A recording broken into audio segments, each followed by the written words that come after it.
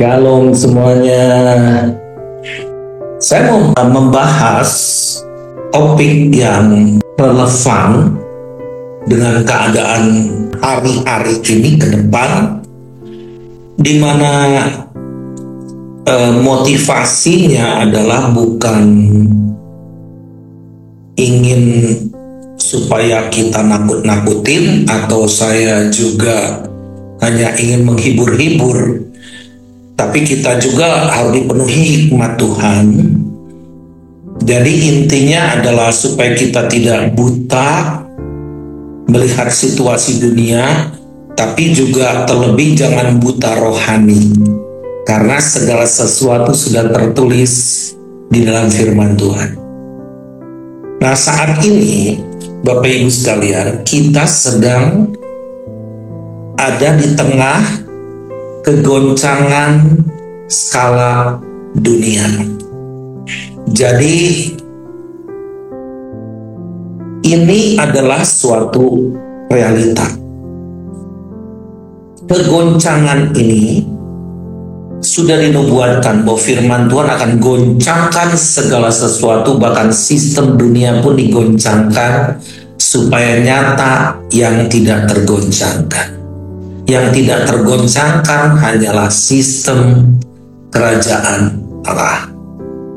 Nah, 2 hari ke depan kita akan menghadapi suatu situasi. Saya mau berbicara semua skala global, karena Indonesia ini mau gak mau di dalam kancah dunia sudah diperhatikan sebagai satu kekuatan. Ya, ekonomi, bukan lagi negara tertinggal, bukan negara berkembang, tapi menuju negara industri, negara maju. Ya, nah, tetapi kita harus benar melihat situasi sekarang dengan doa yang spesifik dan doa yang kita mengerti apa yang sedang kita hadapi saat ini. 2 hari ke depan, tanggal 19 Juli, ini yang perlu kita doakan adalah amandemen IHR. Apa itu amandemen IHR? Itu adalah IHR singkatan dari International Health Regulation yang dibuat oleh WHO, yang seharusnya dari tahun kemarin tapi bisa mundur dari Mei ke Juni dan lain sebagainya. Dan nanti 19 Juli ini kalau ditandatangani bersama-sama dengan berbagai negara di dunia, maka akan diberlakukan satu regulasi yang baru, yaitu Undang-Undang Kesehatan atau Omnibus Law di bidang kesehatan. Jadi kita ke depan nanti harus pakai paspor kesehatan, ada pembebasan pergerakan kita, ya, dan juga ada pembatasan demi pembatasan yang sudah diundang-undangkan, ya. Dan nanti ini semua berujung kepada otoritas negara, semua negara, bukan hanya Indonesia, menyerahkan haknya kepada WHO, dan WHO nanti akan membuat keputusan dalam situasi-situasi darurat, apakah itu bentuknya pandemi, endemi, atau KLB, kasus luar biasa. Nah, kita berdoa tanpa ketakutan sama sekali, karena wabah itu, pandemi itu sudah tertulis di dalam firman Tuhan. Itu tanda-tanda kedatangan Tuhan Yesus. Ya, menjelang kedatangan Tuhan Yesus. Lalu apa yang terjadi dengan perang tarif? Ini perang tarif ini yang khususnya yang dicanangkan dan diputuskan oleh Donald Trump, yaitu sebanyak 32% barang yang masuk dari Indonesia kena pajak 32%, plus 10% karena Indonesia memang bergabung dengan BRICS. Kalau saya melihat secara pribadi bahwa Donald Trump ini memang pedagang. Lebih ke pedagang daripada ke presiden, daripada ke politician ya. Nah, jadi di sini approachment-nya kepada dia itu harus secara ekonomi, bukan secara pendekatan politik. Nah, tapi bersyukur bahwa dengan menteri kita Pak Erlangga pergi ke sana bernegosiasi sehingga Donald Trump menurunkan tarifnya dari 32% jadi 19%. Jadi kalau saya melihat 19% ini lumayan lebih rendah 1% dari Vietnam. Vietnam itu 20%. Tetapi tetap kotak dagangnya jalan. Dikurangi dari 32% ke 19%. Ada but. Wah, ini but-nya ini di mana ekspor Indonesia ke Amerika, import Indonesia dari Amerika tidak boleh dikenakan pajak. Dan kita akan belanja hebat-hebatan dari Amerika dengan membeli 50 pesawat Boeing yang diantaranya pesawat 777 yang mahal itu, ya, pesawat terbaru. Nah, dan juga harus membeli produk, ya, energi dari dan pertanian dari Amerika sejumlah 244 triliun. Nah, kita melihat di sini, kita kalau mendengar berita seperti enteng, tetapi ini akan ada efek berantai, domino efek yang luar biasa. Dengan beban Indonesia yang waktu itu menghabiskan hampir 1.000 triliun ketika pandemi ini, bebannya berat sekali, yang juga tanggal jatuh tempo udah mulai pembayaran mulai dari tahun ini, dalam bulan-bulan ini. Nah, Vietnam sekarang mendapat kemudahan yang luar biasa, padahal dulu Vietnam ini adalah musuh daripada Amerika. Kenapa? Karena Vietnam itu punya bargaining power yang luar biasa, bahkan bisa bersahabat dengan Presiden Donald Trump, karena Vietnam memberikan 900 hektar lahan untuk membangun Trump Tower melalui anaknya Eric Trump. Jadi ada win-win solution, dan Vietnam ini mengkopi daripada cara negosiasi dari Arab Saudi yang juga memberikan lahan untuk membangun Trump Center, Trump Tower gitu. Dan yang hebatnya Vietnam ini, dia ini bisa merilis segala sesuatu untuk satu perkara yang dia akan dapatkan yang tidak dimiliki negosiasinya, mendapatkan benefit yang sedemikian hebat untuk mendapat teknologi nuklir dari Amerika. Nah, jadi kalau kita lihat Vietnam bukan negara setaraf dengan Indonesia lagi ke depan dalam segala ketahanan, produksi, ya. Dan ini Vietnam akan menyusul Indonesia menjadi negara yang maju, ya. Nah, seberapa cepat kita bergabung dengan BRICS ini, sementara BRICS ini kan itu Brasil, Rusia, India, China, dan South Africa, yang ketika Donald Trump sedang mengenakan tarif ini, Malah Pak Prabowo pergi ke Brasil, pergi ke Rusia, ketemu dengan Putin. Jadi ini seperti momen yang memang pada saat yang kurang tepat secara manusia.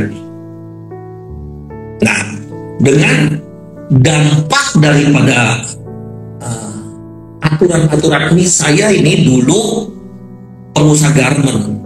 Saya salah satu eksporter yang cukup besar lah dulu ya, pemegang kuota. Dulu pakai kuota ya, saya sweater dan blue jeans dan sebagainya. Nah, ketika tanggal 1 Agustus nanti penerapan ini berlaku, bayangkan hari ini perjalanan ini kita kirim tuh by ship ya, by sea ya, disebutnya itu pakai kapal laut 33 hari. Ya kalau by air 3 hari. Terus custom clearance sisanya kurang lebih 1 minggu. Sekarang perjalanan sudah ada di tengah jalan semua. Bagaimana kalau saya menyikapi hal ini sebagai pengusaha? Saya benar-benar bisa tidur sekarang. Untuk kita mau produksi yang baru pun, kita nunggu dulu. Karena bisa bleeding, bisa rugi habis-habisan. Sementara apakah pemerintah bisa membantu kita? Kerugian kita. Nah, kalau saya secara pribadi, saya mendingan memilih rumahkan dulu karyawan. Nah, ini berdampak secara perhitungan akan terjadi PHK sejumlah 1,4 juta orang. Kalau dikali 4 atau 5 kali 6, 1 orang bisa menghidupi seluruh keluarga. Berapa puluh juta yang akan terdampak. Dan orang semua memikirkan perut. Yesus juga holistik, nggak sekedar doa, nggak sekedar rohani. Ketika ada orang yang lapar, Yesus memberi makan 5 roti 2 ikan. Sampai 5 roti 2 ikan peristiwa itu dipecah-pecah untuk mencukupi 5.000 laki-laki yang lapar itu.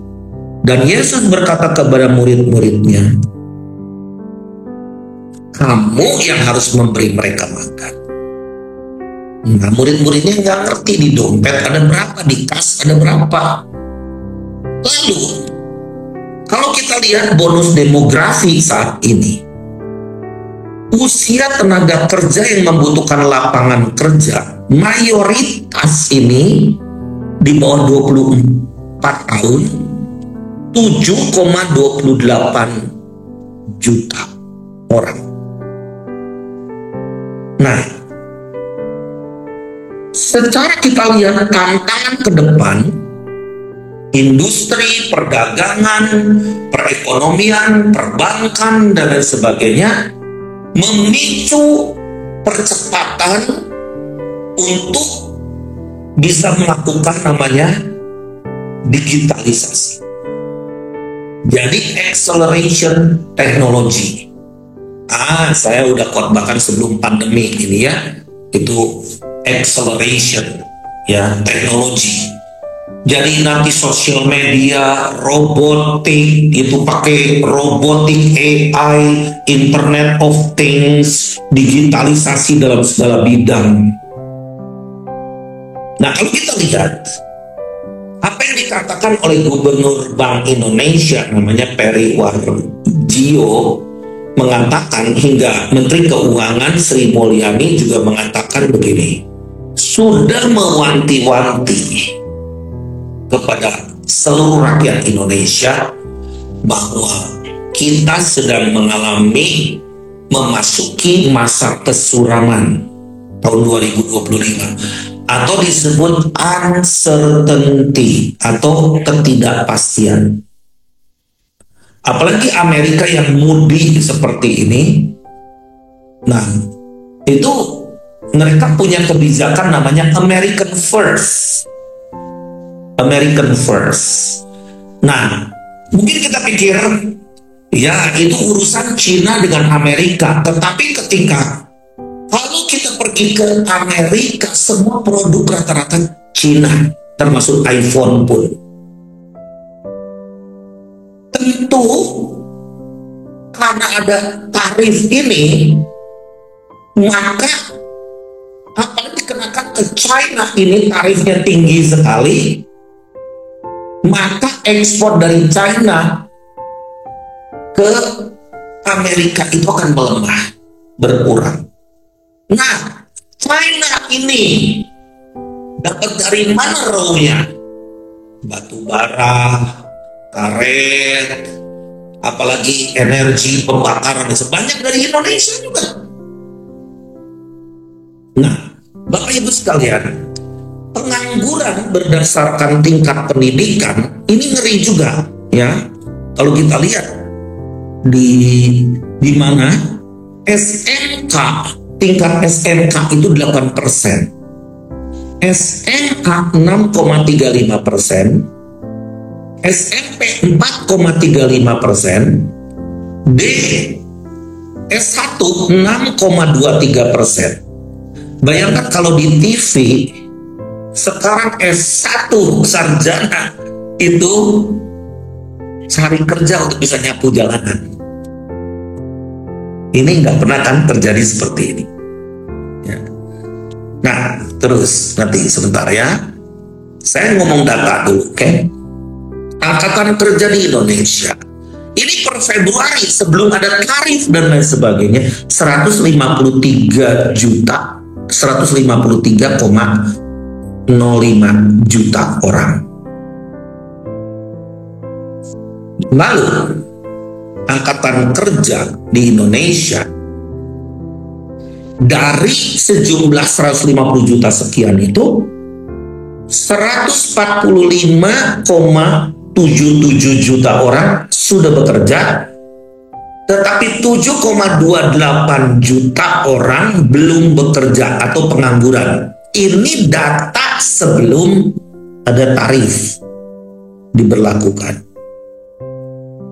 Nah, pengangguran bulan Februari yang lalu Indonesia ini tertinggi di ASEAN, 5,2%, sementara Filipina 5,1%, Malaysia 3,5%, Vietnam 2,1%, Singapura 1,9%, Thailand 1%. Di Singapura sekarang mencari kerja itu sulit sekali.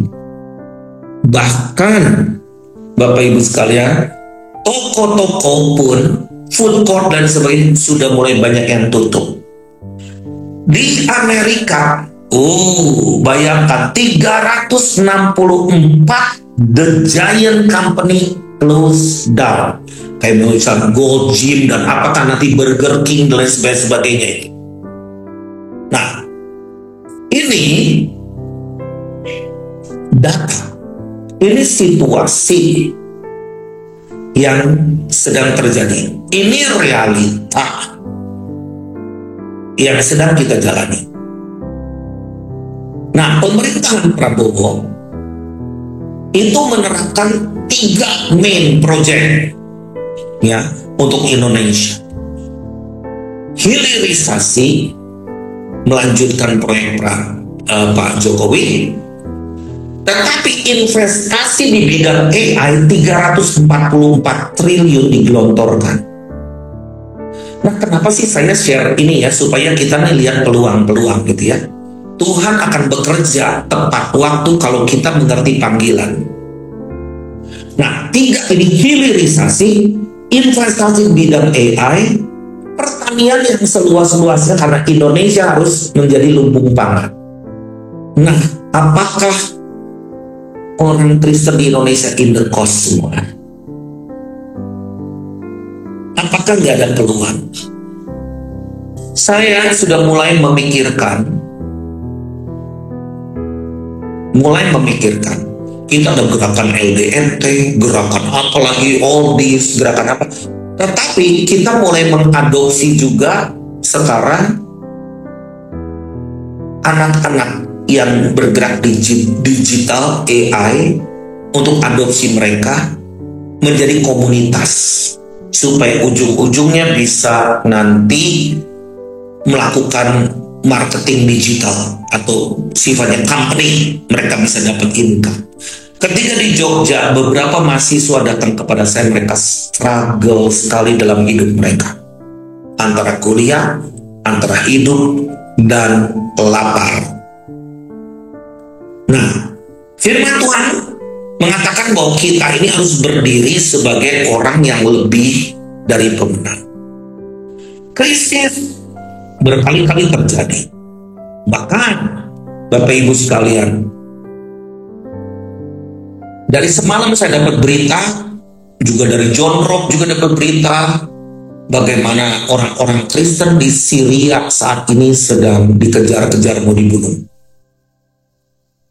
Karena apa yang sebabnya?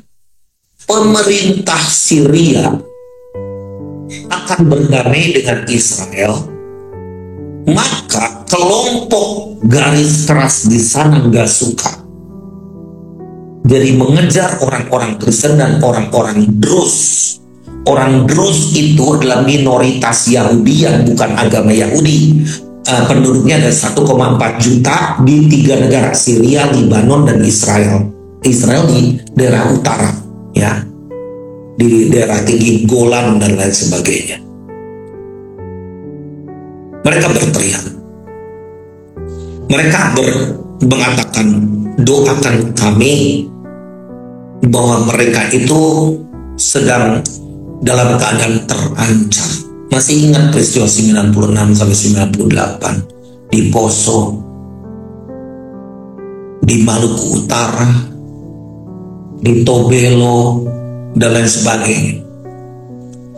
Saya ini hati saya menjerit,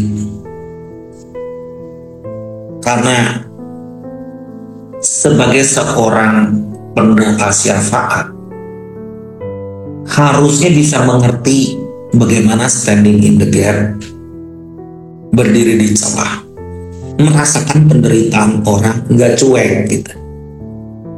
Saya katakan begini, yuk mulai malam ini kita kumpulkan dana, kita menabur buat mereka. Mereka butuh transportasi, dan yang kedua makanan. Makanan dulu, terus transportasi. Karena di sana transportasinya parah sekali, jalan terputus dan sebagainya, harus diangkutin, dan ini perlu bayar orang. Bahkan saya berpikir kalau ada kesempatan, saya lihat waktu dan lihat kesempatan, saya akan berangkat ke Syria. Bahaya, oh udah biasa bahaya. Tapi kita aman dalam lindungan Tuhan. Karena kalau Tuhan perkenankan kita masih hidup, itu semua karena anugerah. Nah, kita buka firman Tuhan di dalam Filipi 4 ayat 13. Filipi 4 ayat 13. Segala perkara dapat kutanggung di dalam Dia yang memberikan kekuatan kepadaku. Menghadapi badai krisis, apakah langsung Tuhan tidak bekerja? Justru di tengah krisis, Tuhan bekerja lebih dahsyat. Gak ada pelayanan segila kayak kita, benar-benar ketika pandemi, malah kita berbagi APD, berbagi sembako, berbagi obat-obatan, berbagi masker, sampai kita kirim naik pesawat dengan teman-teman di Bandung, punya 73 pesawat 737-300 karena JNE tidak jalan dan sebagainya. Kita berbagi, bekerja sama dengan TNI, awesome banget.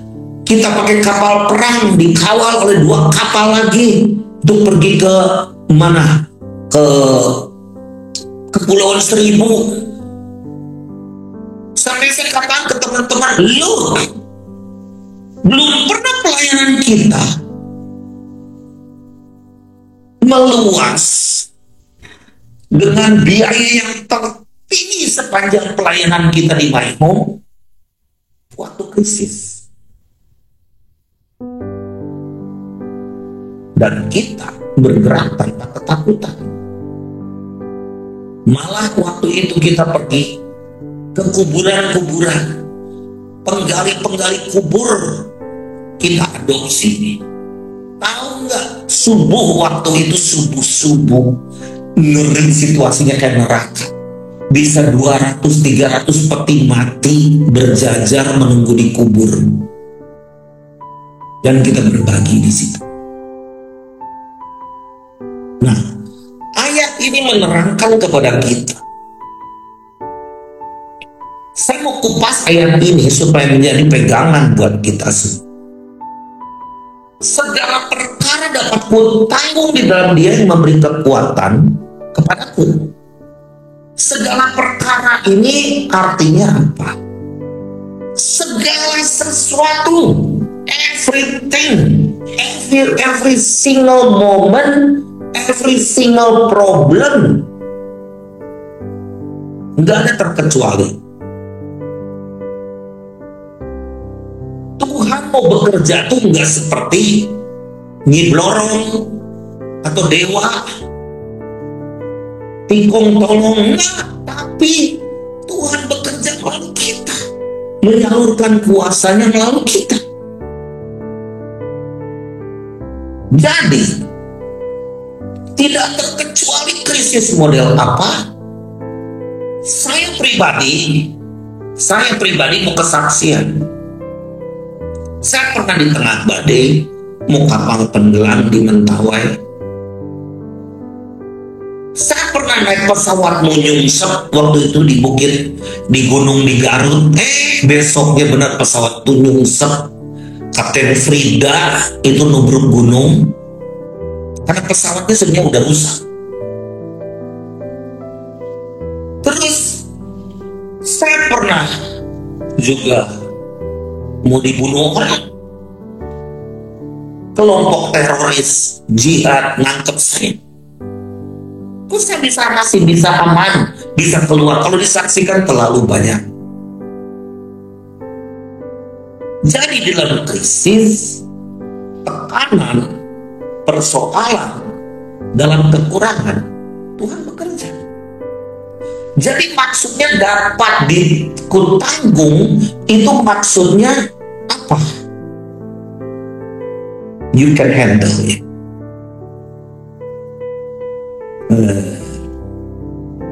Kamu akan melewatinya. Ketika kita mulai ngomong, aku lagi masalah, aku mau mundur dulu, berarti you lose. Tuhan gak pakai. You udah keluar dari medan pertempuran. You disebut orang yang kalah sebelum berperang. Oh jangan, kita nggak boleh gini, ada hikmat Tuhan gini. Padahal mungkin Tuhan suruh kita menunda-nunda. Hari ini juga saya merasa tergerak terus menolong orang. Nggak mungkin saya ambil dari kas terus menolong orang. Nanti misalnya gimana, organisasi ada namanya operational cost, udah ada budgeting dan lain sebagainya. Saya tanya Tuhan, aku tergerak untuk berikan. Apakah saya ngomong sama Tuhan ketika saya memberi itu, aku akan dapat 30 kali lipat, 60 kali lipat, 100 kali lipat? Itu kayak Donald Trump berarti? No. Tuhan itu gak main di duit. Tuhan main di sistem. Jadi di sini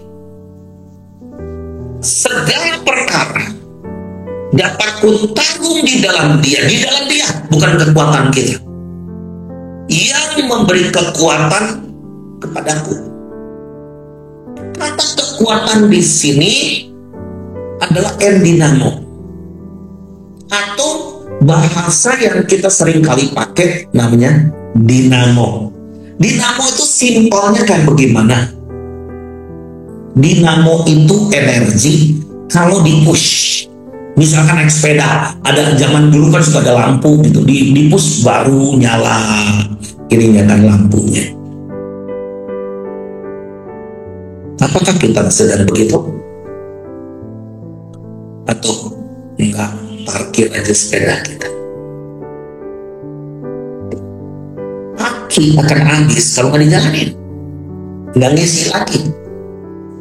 Nah, baca di dalam Roma 12 ayat 2. Janganlah kamu menjadi serupa dengan dunia ini. Dunia ini gimana? Sistem. Dunia ini Bapak Ibu sekalian memberikan hikmat kepada kita. Hemat pangkal kaya. Kalau di mata Tuhan, medit pangkal bangkrut. Saya ngalamin. Semakin mirip, semakin lepas, kurang. Amazing di dalam Tuhan. Seringkali kita ini seperti lumbung.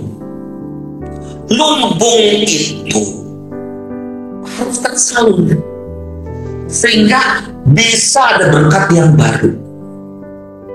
Ngerti kan Bapak Ibu sekalian ya? Berkat yang baru, fresh. Misalkan Yusuf, saya pernah ke lumbung Yusuf yang di Mesir. Ya. Saya pengen tahu karena anak saya juga Yosef namanya, ya. Dan saya ingin jalanin lagi lumbung Yusuf gitu. Saya udah saya serahkan ke almarhum Rahmat Manulang dan sekarang udah nggak ada Pak Rahmatnya, jadi kita harus handle kembali nih lumbung Yusuf ini. Jadi saya waktu itu belajar di Mesir gimana sih Tuhan 7 tahun nggak ada kutu, nggak ada rubah-rubah, nggak ada ulat, always fresh. Ternyata sistemnya hidrolik. Yang lama itu dikeluarin, yang baru masuk. Gitu. Makanya Tuhan katakan, jangan sampai Tuhan taruh berkat di kita nggak bayar perpuluhan, kita nggak pernah menabur, jadi ngengat dan karat. Ini sakit, bayar rumah sakit, itu kecelakaan, ini kecurian, ini dan sebagainya. Karena makanan setan yang empuk adalah orang yang medit, ngirit. Ngirit hemat bagus. Kalau hemat itu berarti kita nggak glamor. Jadi bukan berarti kita ini, Bapak Ibu sekalian, kita ini harus nyangsara diri. Enggak gitu. Tapi kita mengerti bahwa kita ini bukan dunia. Kita bukan hidup berdasarkan sistem dunia. Karena sistem dunia akan menuju kehancuran. World Economic Forum bukan 2033, 2030. Presidennya Klaus Schwab itu udah diganti. Maksudnya apa? Dengan isu korupsi lah. Padahal itu mau dipercepat 2000, tinggal 5 tahun lagi deadline-nya. You will own nothing but you will be happy. Maksudnya apa? Kamu tuh nggak bakalan punya apapun. Lu punya 10 rumah, itu akan milik negara semua. Dan bayar sewa. Yang paling gampang sekarang pemerintah nyari dana dari mana? Pajak. Loh, ini karena rumah kita, kenapa kita harus sewa lagi? Ya mereka bisa beralasan, tanah milik siapa? Negara. Ini HGB lagi. Nah, jadi di sini ya, janganlah kamu menjadi serupa dengan dunia ini, tapi berubahlah oleh pembaruan budimu sehingga kamu dapat membedakan Manakah kehendak Allah, apa yang baik, yang berkenan kepada Allah, dan yang sempurna. Pembaharuan budi itu apa? Transform our mind, bahwa pikiran kita ini bukan milik dunia. Jadi jangan mengeluh, nggak usah mengeluh. Jangan keluh kesah, itu jadi memberi vitamin kepada iblis. Jadi gimana? Kita lawan tindakan-tindakan yang duniawi, yang daging itu dengan tindakan ilahi. Maksudnya gimana? Kalau kita kekurangan terus, firman Tuhan kata, ujilah aku. Ada something nggak yang nggak nyalur? Saya pernah bicara begini, nabur. Nah, gitu kan. Ada satu hamba Tuhan mengaku, ini belum pakai apa? Aku juga lagi berhutang, aku kekurangan gini-gini. Justru itu karena kau nggak pernah nabur. Marah dia, sampai memusuhi saya. Bukan nabur ke saya loh, gitu kan? You have to discipline yourself. Nah, jadi setelah dia nyadar, dia mulai menjadi penabur. Maksudnya ribut terus sama bininya. Sekarang bisa ngobrol sama saya, bener loh badannya. Tuhan tuh gak pernah salah. Gak pernah salah, kita yang selalu salah. Tuhan tuh gak pernah salah. Nah, jadi pembaharuan budi ini be careful dengan mind kita, karena pertarungan itu ada di pikiran kita. Ketika kita orang memusuhi ke kita, ngomongin kita, ngebully kita, membunuh karakter kita, saya katakan gini, kasihi. Nah, ada satu anak rohani saya counseling. Dia padahal kalau dibilang kaya luar biasa, tapi mumet banget, lihat mukanya aja stres gitu. Ternyata dia memenjarakan pegawai-pegawainya. Sampai habis banyak hanya untuk memenjarakan pegawai-pegawainya. Aku pengen puas kalau bisa diperpanjang lagi. Kata saya, kamu Kristen bukan? Firman Tuhan, kasih musuh. Dia diam. Kamu berdoa sama Tuhan apa? Supaya dia mati di penjara? Ih, Bapak kok tahu? Aku dengan istriku pernah ngomong biar mati saja di penjara. Itu di penjara Kristen bukan? Kristen. Ini kan urusannya duit kan, perdata. Kata saya, doa istrinya apa? Doa anaknya. Bukankah mereka sedang berdoa, kok ada orang jahat yang memenjarakan papa saya? Dia diam. Iya juga ya. Coba kalau kamu di penjara, istrimu dan anakmu nangis setiap hari. Jadi gimana Pak? Cabut perkara, ampuni. Oh gitu ya. Tapi aku nggak mau keluar duit lagi loh. Itu mah urusan belakang. Bahkan kalau perlu kamu beri mereka untuk hidup. Wah, itu di luar nalar. Kata saya, mengikut Yesus itu di luar nalar, memikul salib.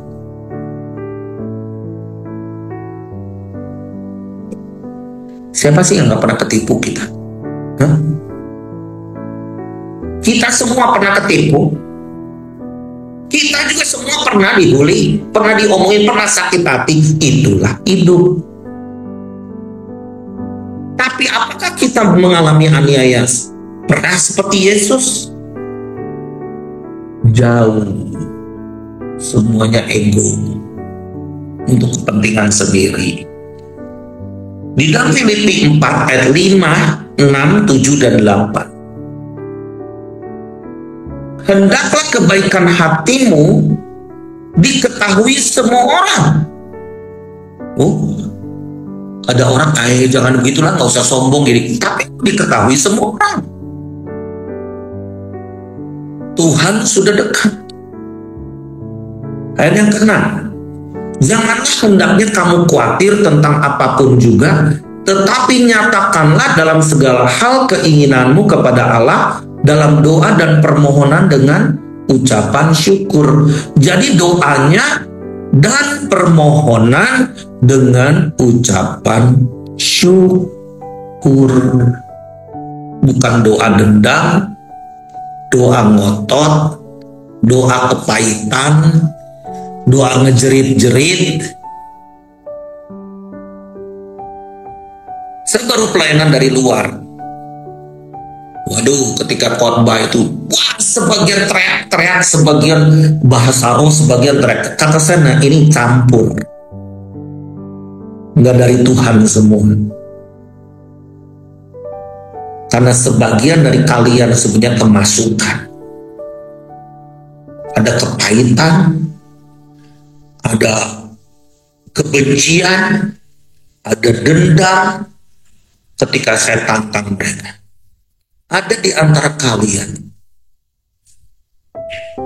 yang pernah berniat atau hendak bunuh diri. Wow, itu aku. Waduh, pernahkah ada di antara kalian, pernahkah kalian merasa sakit hati dengan pacarmu, orang tuamu, karena orang tuamu ribut di depan kamu? Wah, pendapatan. Nah, bahasa rohnya lancar gitu. Tetapi pernahnya kita doa dengan dan permohonan dengan ucapan syukur. Ucapan syukur ini, nah saya terusin dulu ya. Damai sejahtera Allah yang melampaui segala akal. Segala akal. Jadi kalau pakai akal, kita short mind, terbatas. Ngapain kita mesti doain musuh kita? Ngapain kita harus doain tetangga kita? Ngapain kita harus memberi sama orang? Gitu kan? Short mind. Jadi damai sejahtera Allah yang melampaui segala akal akan memelihara hati dan pikiranmu dalam Kristus Yesus. Dalam Kristus Yesus. Enggak di dalam diri yang lain. Standarnya ya, enggak di dalam gurumu, hamba Tuhan, atau di dalam Kristus Yesus.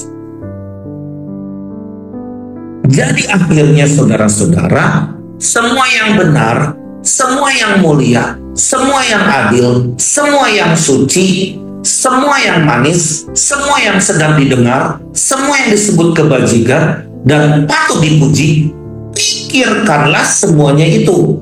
Jadi kalau kita lihat ini, change our mind ini dengan mengucap syukur.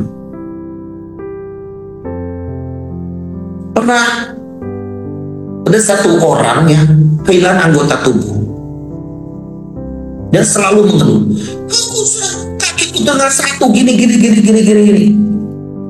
Pernahkah engkau mengucap syukur dengan kaki satu? Terlepas dari segala kekurangan. Saya memiliki seorang tukang pijat buta, tunanetra. Jadi saya banyak ngobrol sama dia. Dia ternyata tahu lift kan sekarang ada nomor braille juga. Terus dia kok bisa instingnya udah kebuka. Ayo Pak, loh, kok Bapak tahu ini lantai segini? Saya aja lagi nge-HP. Ayo Pak, sudah sampai. Ternyata di dalam Tuhan enggak ada namanya kekurangan itu. Bahkan yang kita merasa sempurna itu kita banyak kekurangan. Jadi dari khawatir menjadi tidak khawatir, bersungut-sungut jadi bersyukur. Nah, terus di sini dikatakan ayat 8, jadi akhirnya saudara-saudara, semua yang benar, semua yang mulia, semua yang adil, semua yang suci, semua yang manis, semua yang sedap didengar, semua yang disebut kebajikan dan patut dipuji, pikirkanlah semuanya itu. Maksudnya apa? Ini 8 senjata rohani kita. Ini stok kekayaan rohani kita. Ini senjata ampuh menghadapi berbagai tekanan, krisis. Kerajaan Allah nggak pernah krisis. Kerajaan Allah selalu berkelimpah. Dia selalu siap untuk melimpahkan berkatnya kepada kita. Tetapi kalau kita belum siap, krisis itu artinya kesempatan. Krisis itu artinya peluang. Di dalam bahasa Mandarin, krisis itu bahasanya apa? Weiji. Weiji itu apa? Terdiri dari 2 kata. Weiji, bahaya dan kesempatan. Jadi ada peluang di balik bahaya. Jadi sistem kerajaan Allah itu berbeda dengan sistem dunia. Paradoks. Kerajaan Allah tidak pernah tergoncangkan dan akan memelihara kita dengan damai sejahtera. Kita akan berkecukupan dan untuk tujuan apa? Menyalurkan berkat, mengalirkan aliran kehidupan. Karena bagaimana amanat agung bisa disampaikan kalau kita tidak sejahtera, kalau kita miskin, kita krisis mental, krisis iman lebih parah, krisis rohani super parah.